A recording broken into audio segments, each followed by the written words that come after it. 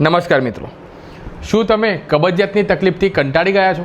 ટોયલેટમાં જઈને અડધો કલાક સુધી બેસી રહેવું પડે છે તોય પેટ ખુલીને સાફ થતું નથી, અને ટોયલેટ કરવા આપણે જઈએ તો આમ જોર કરવું પડે છે, પ્રેશર કરવું પડે છે તો પણ પેટ ખુલીને સાફ નથી થતું. અઠવાડિયામાં 2-3 દિવસ એવા જ આવી જાય કે ભાઈ પેટ ખુલીને સાફ ના થાય, કબજિયાત ઘર કરી ગઈ હોય, અને પેટ જો સવારે સાહેબ ખુલીને સાફ ના થાય તો આખો દિવસ તમારો એકદમ કામ કરવામાં કોઈ મજા ના આવે, મૂડલેસ દિવસ જાય. અને પેટ જો તમારું ખરાબ હોય ને તો બીજી ઘણી બધી સમસ્યાઓ, ઘણી બધી બીમારીઓ પણ તમારા શરીરમાં મિત્રો પ્રવેશી શકે છે.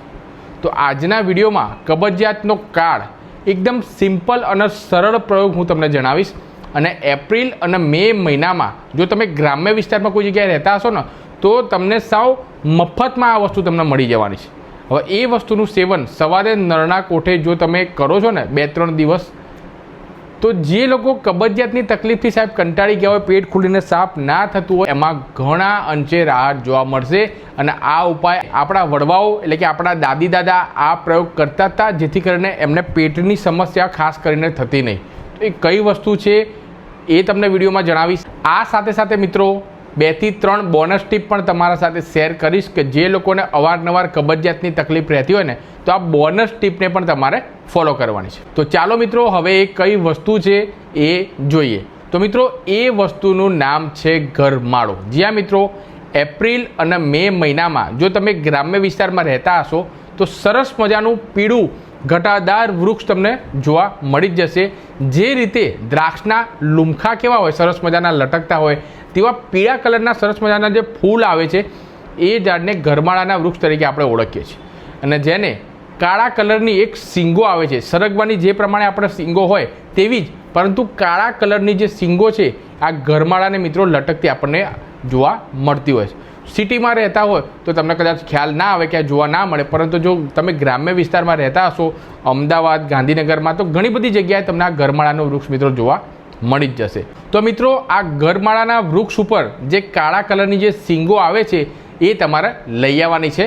ત્યારબાદ મિત્રો એ શીંગ છે એને તમે હાથની મદદથી આમ તમે તોડશો તો અંદરથી એક ચીકણો પદાર્થ નીકળશે, જેને આપણે ગરમાળાના ગોળ તરીકે મિત્રો ઓળખીએ છીએ. અને આ જ છે કબજિયાતની દેશી દવા.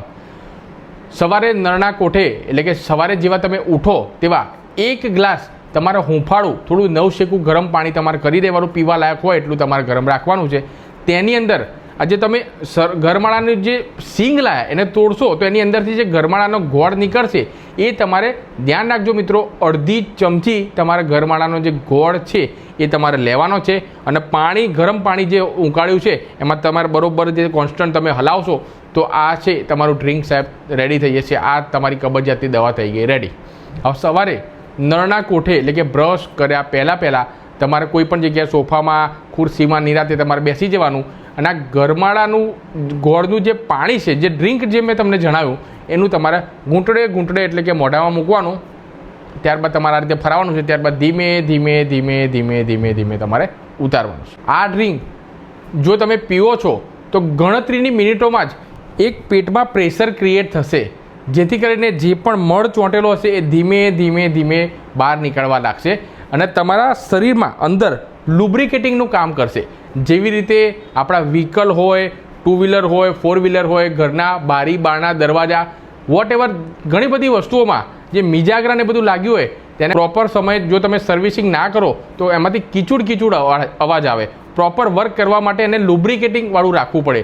તેવી જ રીતે મિત્રો આ ડ્રિંક તમે પીઓ છો તો તમારું આ જે કોલોન છે એ અંદરથી લુબ્રિકેટિંગ થશે. જે પણ મળ ચોંટ્યો હશે એ તમારો ધીમે ધીમે નીચે આવશે અને ત્યારબાદ તમારો મળ છે એ ટોયલેટ મારફતે નીકળી જશે. એટલે કે વર્ષો જૂની જે કબજિયાત જે મળ ચોંટી ગયો છે ને એ તમે આ ડ્રિંક તમે 4-5 દિવસ કન્ટિન્યુ તમે પીશો ને તો કબજિયાતની સમસ્યા છે ને એ ધીમે ધીમે ઘર કરી ગયો ને એ તમારી દૂર થવા લાગશે. તો તમે અચૂકથી ટ્રાય કરજો. હવે જો તમે સિટીમાં રહેતા હો અને આ વૃક્ષ ક્યાંય જોવા ના મળે તો શું કરવું? તો કોઈ પણ ગાંધીની દુકાને જશો કે જ્યાં તમને આયુર્વેદિક બધી વસ્તુઓને બધું મળી જતું હોય તો તે જગ્યાએ તમે જઈને એમ કહેશો કે ભાઈ મારે ગરમાળાનો ગોળ જોઈએ છે, તો ત્યાંથી તમને ગરમાળાનો ગોળ છે એ તમને આસાનીથી મિત્રો મળી જશે. તો એ ગરમાળાનો ગોળ તમારે લઈ આવવાનો, પાણીની અંદર તમારે ગરમ પાણીમાં થોડો ડાયલ્યુટ કરવાનો અને ત્યારબાદ તમારે સવારે પીવાનો. બસ આટલું જ તમે જો કરો છો ને તો કબજિયાતમાં ઘણા અંશે રાહત જોવા મળશે. તો તમે અચૂકથી ટ્રાય કરજો.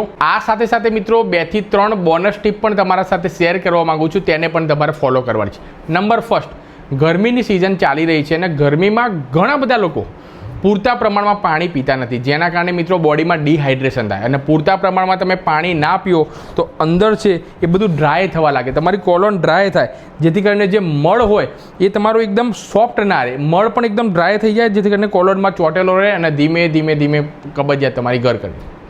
એટલે જ મિત્રો 2 હાથ જોડીને વિનંતી કરું છું કે દિવસમાં ખાસ કરીને, અને અત્યારે ભયંકર ગરમી ચાલી રહી છે, તો પૂરતા પ્રમાણમાં પાણી પીવાનું રાખો. 3 થી 4 લીટર પાણી તમારે કંઈ પણ થઈ જાય પણ તમારે પીવાનું છે. એક ટાઈમે તમે ખાઓ નહીં તો ચાલે, પરંતુ પૂરતા પ્રમાણમાં તમારા બોડીને હાઇડ્રેટેડ રાખવાનું છે, પૂરતા પ્રમાણમાં તમારે પાણી પીવાનું છે. ત્યારબાદ બીજા નંબર પર મિત્રો આવે છે કે ગરમીની અંદર શરીરમાં પિત્તનું પ્રમાણ વધી જાય અને આપણી પાચન શક્તિ છે જે કમજોર થઈ જતી હોય છે, જેના કારણે ખોરાકનું ઇઝીલી પાચન થતું નથી.